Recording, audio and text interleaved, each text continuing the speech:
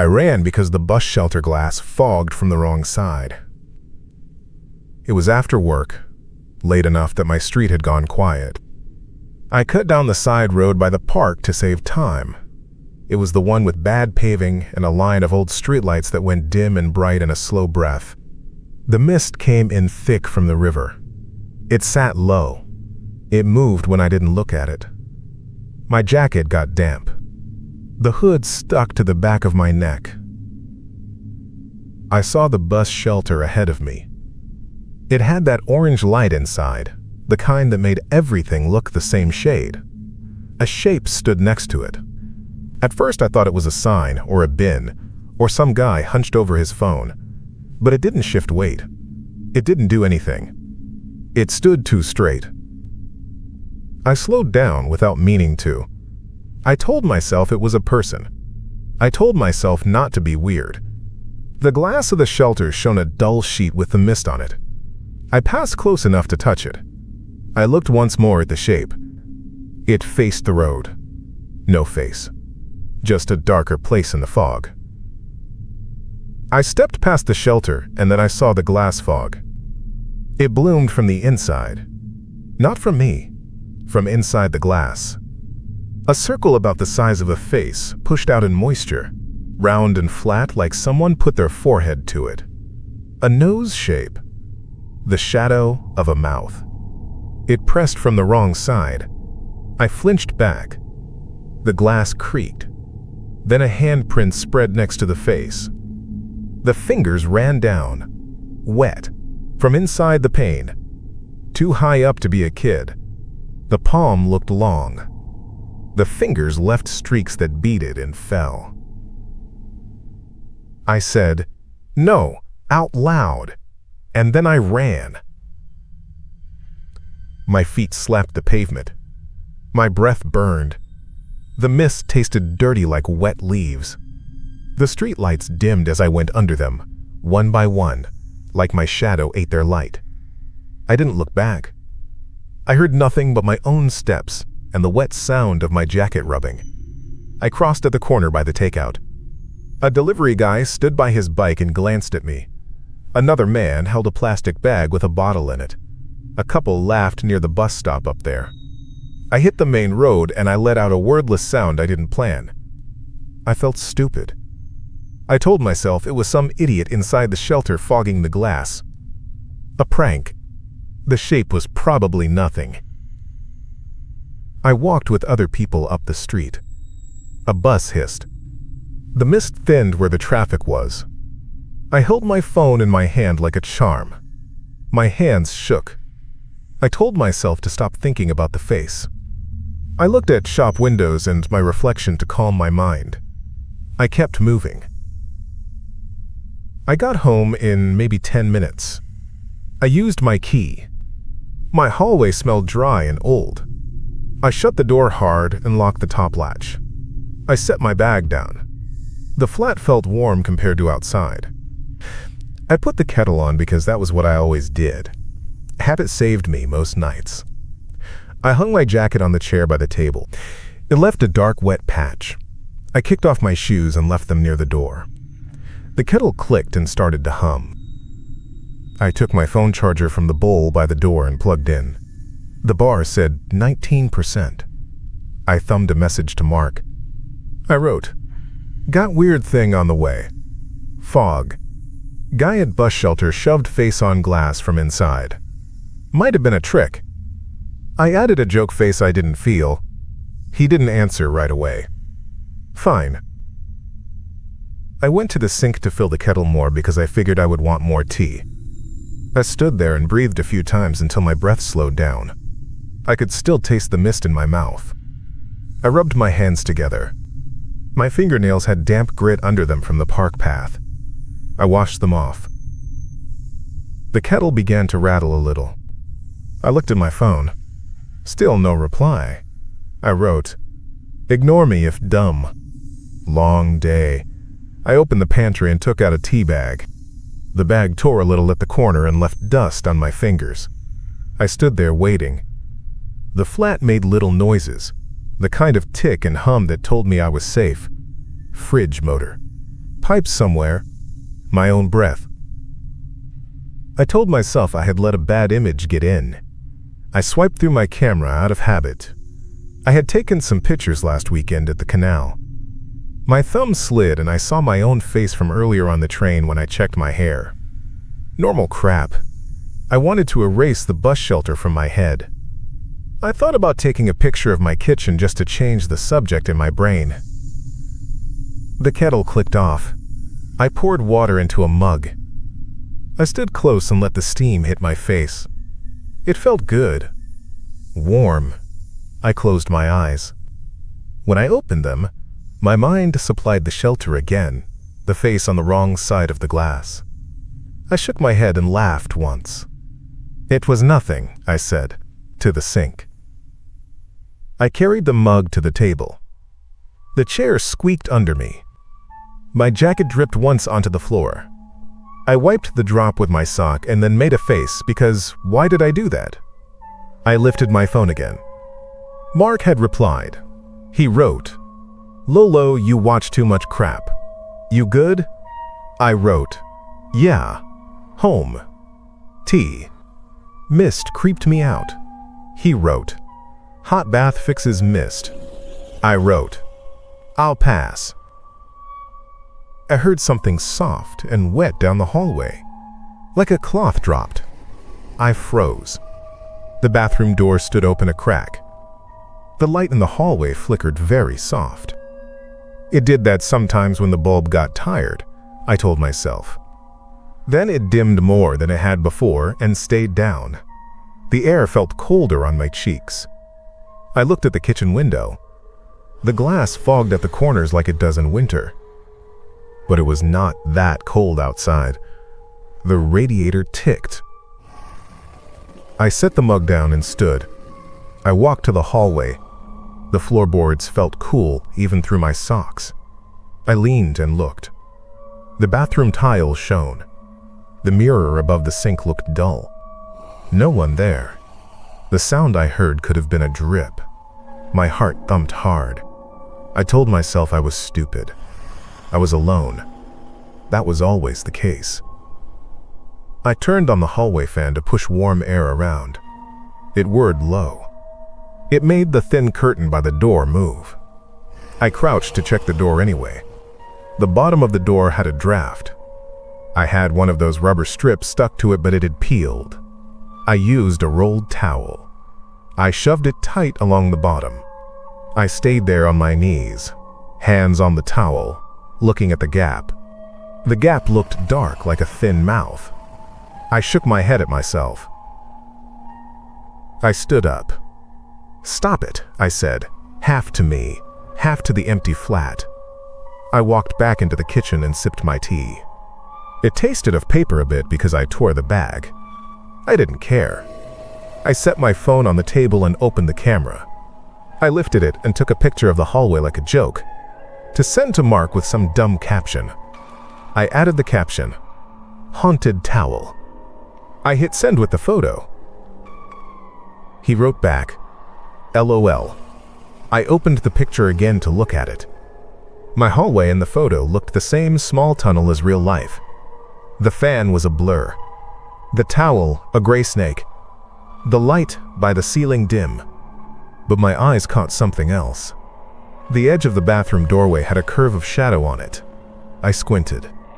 It looked like the slope of a shoulder, like someone stood just inside the bathroom and leaned toward the hall. I zoomed in. It pixelated to mush, but the shape kept that curve. I looked up fast. The bathroom doorway stood there, open. White tile. No dark curve. No one. The fan blew warm air down the hall. I looked at the photo again. The shape was there.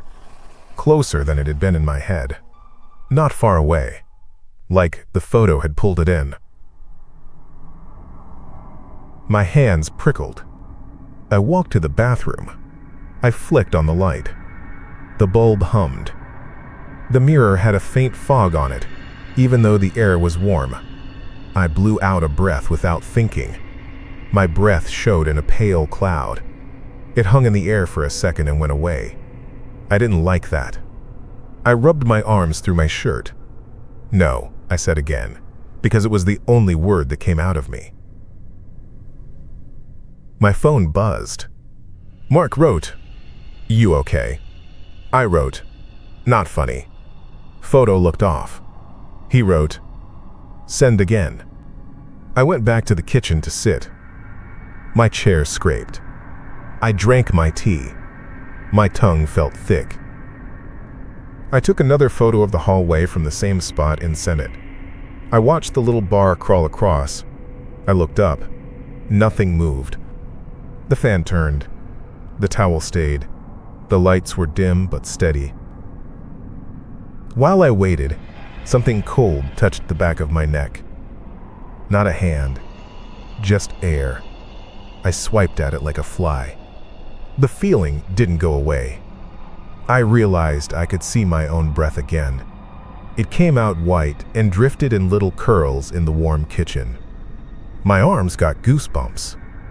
I set the mug down hard and some tea slopped. It ran in a thin brown line toward the edge of the table and dripped. The sound was small but sharp. I stood and went to the plug by the door where I had a small desk fan. I turned it on too. I wanted all the air moving. I wanted nothing to be still. The fan blew at my legs. The curtain flicked. I bent to the bottom of the door to check the towel. My fingers touched water. The towel felt damp along the edge. I didn't like that. I pulled it up. It came away heavy and wet, and I hadn't let any water near it.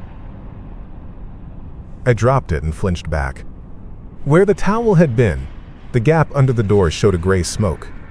Mist pushed under the door in a slow roll, like breath from a throat. It came and then stopped at the edge, like it hit a line. A drop formed on the wood just inside. It grew and fell. I stared at it. It made a dark dot. I stepped back fast. I went to the linen cupboard by the bathroom and grabbed 2 more towels. I crouched and shoved them along the gap with my whole forearms. I said, "No, no, no." The towels soaked and darkened along the edge at once. The damp spread, as if it came from the towel to the door instead of the other way. I swore out loud and stood. I ran to the kitchen and got another towel from the drawer, the one I used for dishes, and shoved that in too. My hands smelled like old damp. My skin felt cold. My phone buzzed. Mark wrote, "That second pic is bugged. He's closer." He meant someone in it. I didn't want to look. I looked anyway. The new picture of the hallway had the same blur of the fan, the towel, the dim light. But the bathroom doorway had a shape in it that time that was not a blur. It looked like a person standing at an angle. No face, because it was dark, but you could see the shoulder and the line of an arm. You could see a hand where the light hit the edge, a hand hanging low and wet. It looked glossy, like it had been soaked. It looked like it was leaving drops. The hand in the picture seemed to be nearer the camera than the doorway was, as if it leaned out. I threw the phone onto the table. It skidded and stopped. I walked fast into the hallway and looked. Empty. The bathroom mirror had fog like some big breath had gone over it. Lines ran down it. A smear at head height that could have been fingers wiped and then dragged. I stood still until my heartbeat slowed. I reached out and touched the mirror with one fingertip. It left a clear dot. No other dots but mine in that place. I couldn't say why that made me feel worse. The kettle started to rattle again because I had filled it too much. I went back to the kitchen to switch it off. It clicked and went silent. I held my hand over it and felt the hot drift. It puffed and then eased. I leaned over my mug for the heat. A cold breath came over the back of my hand, up my wrist. It was not mine. It moved against the steam the wrong way. The hairs on my wrist rose. I backed up. The light by the sink dimmed a notch, and then stayed. I could see breath in the air across the room that was not tied to me. It moved in small puffs, like someone else breathed slow. The steam from the kettle spread in a low sheet toward the edge of the counter. It hit the air and curled back as if it met a wall. The shape took from the steam. The steam hung and outlined a shoulder, then a head. It stood inches away from the counter, inches from where the steam met empty air. It had a dip where a face would be, a deeper pocket that stayed dry. Moisture gathered around it and drew a thin black edge where nothing was. I slid my hand across the counter without taking my eyes off that place. My fingers found the handle of the kettle. I tipped it a little more. More steam went and more fog drew the edge. A chest came out of the white. Long arms. It stood too tall for me to look over its shoulder. It was right there. So close that if it had breath, it would have hit my cheek. A drop formed in mid-air along what should have been its jaw and fell to the counter. I said, "Please," without meaning to. I didn't know who I spoke to. The steam looped and thinned. The shape held. I turned my head for a second to look for my phone. In that second, the steam broke. The hum of the fridge filled my ears. I grabbed the phone with my hand on the table and looked up. The shape wasn't outlined anymore. The air looked normal. The counter had a string of wet along the edge. I backed up until I hit the wall. The corner of the table dug into my thigh. I lifted the phone and snapped a photo of the kitchen. The flash popped bright against the cupboard. I blinked spots. The screen came up. The photo showed what my eyes had not caught. The figure stood between the kettle and me, turned enough toward me that the slick curve of its shoulder picked the light. The flash lit small beads along its form. The face area had no features, just a darker hole where the steam had pulled back. The hand was up at my side like it was about to take hold of my shirt. I didn't finish the thought. Something closed on my arm, cold and hard as wet stone. Fingers pressed in. It hurt. I yelled once. The sound came out thin. The grip yanked and my body hit the counter. The mug tipped and threw tea over my chest. The heat shocked me, but then the cold went deeper and the heat felt far away. Another grab hit my collar and tore the fabric. The jacket on the chair ripped along the shoulder seam as if a blade sliced it. I felt a line of pain on my skin under it, like a cut from paper but sharper. I swung my other hand and hit air that felt thick like water. My fingers came away wet. I slid sideways and fell. My hips smacked the floor. The fan blew over my face and pushed whatever it was, not much at all. I kicked and scrambled under the table. The chair fell. My knee banged the leg. I dragged myself backward and knocked the trash bin over. It rattled and spilled peelings and paper. I put the table between me and the sink. The grip let go. I gasped. My skin burned where it had held me and to the side where tea soaked. Drops fell next to me from nowhere. They hit the floor and made dark stars. I could hear my own breathing and another kind, slower, somewhere near the corner of the table. I crawled. I went along the wall to the living room doorway and slid in. My hands left streaks on the wood. I pulled the door almost shut and wedged myself behind the armchair where it blocked part of the window. The room had been warm when I came in. Now my breath blew white. The glass of the window fogged a circle low to the side where I sat. Moisture ran in lines. The curtain clung to the pane. I could see the streetlight outside as a dim coin. My phone lay near my thigh. I picked it up and held it tight. My hands shook. I opened messages. I wrote to Mark. "Something is here." It grabbed me. "Help." He wrote right away. "Call someone." I typed, "I can't." It sounded like a lie. I tried to dial anyway. My thumb slipped. I pressed 9, and my hand fumbled. I hit call and the phone sat and tried. The ring did not come. The screen sat on calling with nothing. I hung up. I put it on silent when the thought came that a ring would tell it where I was. I put it face down. I didn't know if that helped. I sat and tried to slow my breath. I counted. The flat ticked. A drop fell in the kitchen. Another. Then another. They came slower. Not a leak, but something that took its time. My jacket on the chair in the kitchen made a dragging wet sound as it slid off the chair and hit the floor. I shut my eyes. When I opened them, the window beside me had more fog on it. The fog gathered and slumped and left a dry patch in the middle that looked like a place where a head leaned. I stared at it. It did not move. It did not move because I watched it, I told myself, and that didn't even make sense. I didn't care. I reached up and touched my neck where the hand had been. I felt ridges already. My skin throbbed. I rolled up my sleeve. 5 marks, pale and then red, swelled along the meat of my forearm. They pulsed with my heart. I pressed near them and hissed. I tugged at my shirt where it had torn. The cut there on my shoulder ran a thin line of blood, not deep, long. My fingers came away with a line of red that looked too bright in this light. I held my phone again and lifted it slow.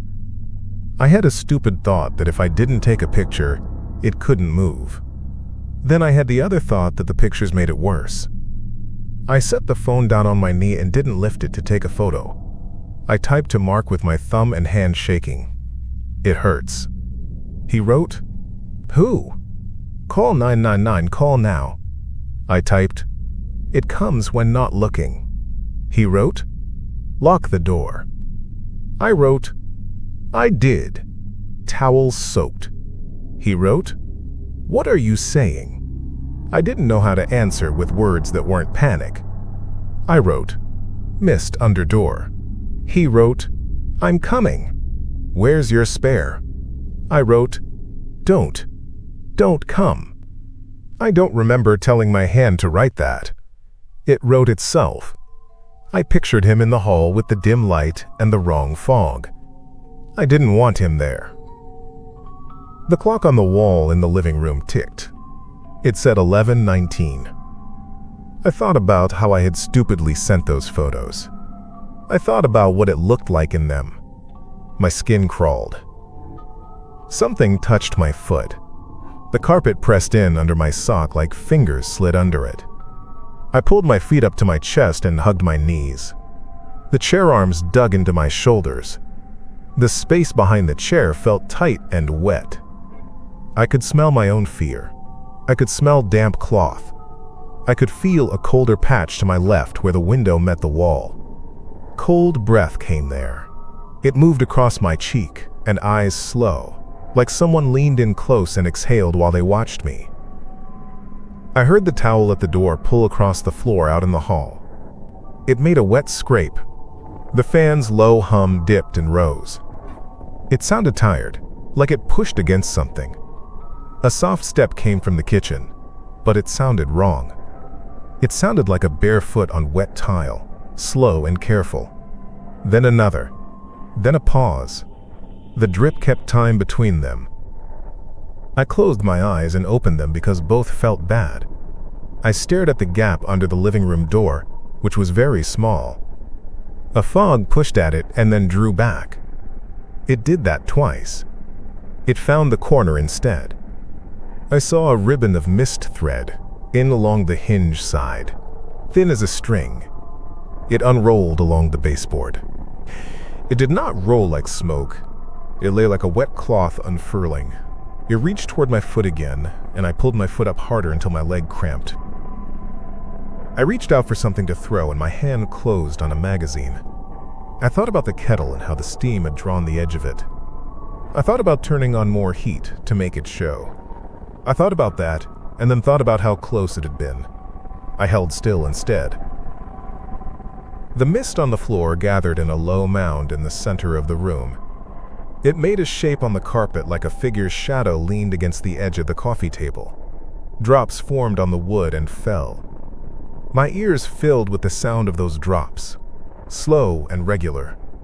The sound made my teeth feel sore.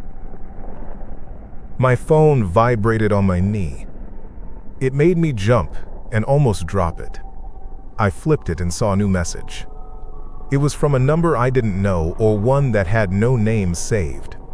The preview only said, "Look, I almost didn't tap it. I did." It was a photo. It had been taken from low in my kitchen. It showed the table legs, the kettle, the edge of the counter, the light, and the glossy shape nearest the camera, near the position where my head had been when I took cover. It was my kitchen, now, but I had not taken it. It had a wet smear along the lower left, like a fingerprint on the lens. I didn't have words. My mind made a noise like metal. That back. I deleted the message because it felt like that would erase it. It didn't. I put the phone face down again and pressed it under my thigh. I put my hand over my mouth to keep in sound. I counted to 20 because that is what I do when I panic. I got to 12 and stopped because on the window next to me, a wet mark appeared. It formed slow. It came from inside. A small oval pressed in the fog. It smeared and widened like a thumb. Then the rest of the hand formed. The palm spread and pushed, and the fingers dragged down in 5 long moves. The glass squeaked once, light, like a wet shoe on linoleum.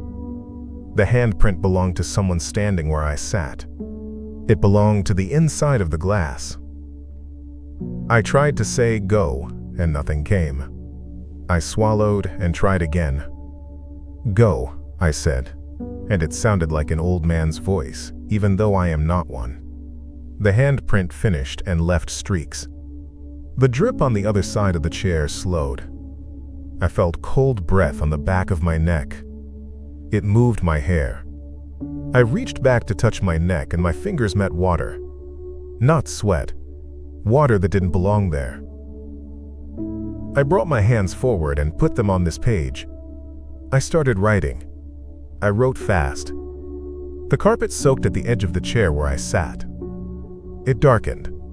The drops kept time. The kitchen made soft, wet sounds like a soaked cloth being wrung once a minute. My sleeve stuck to the cut on my shoulder and then loosened as it bled a little more and then stopped. The light in the room dimmed and then held low. I wrote because I did not know what else to do. I wanted to put the steps in a line so that if someone read it, they would see that I was not drunk or angry or making a trick. I was a man who came home and made tea and wanted sleep. I used a towel at the door and a fan, and none of it worked.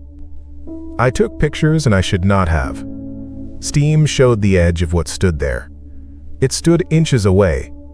It had weight without body. It took hold and left marks. This is what happened. There was a bus shelter. There was a face in the wrong place. There was a hand from the wrong side. I ran. I felt safe with people under the streetlights. The streetlights dimmed. Then I came home and did simple things, and made it worse without meaning to. I said small words.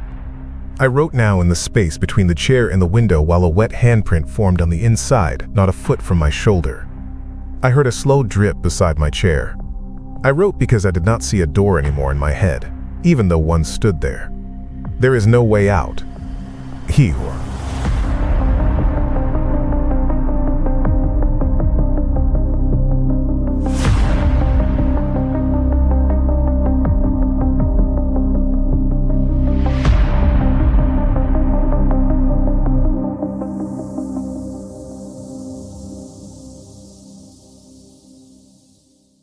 I hope you enjoyed that one. Sometimes these stories stay with you longer than you expect. If you'd like to hear more, subscribe for the next night's story.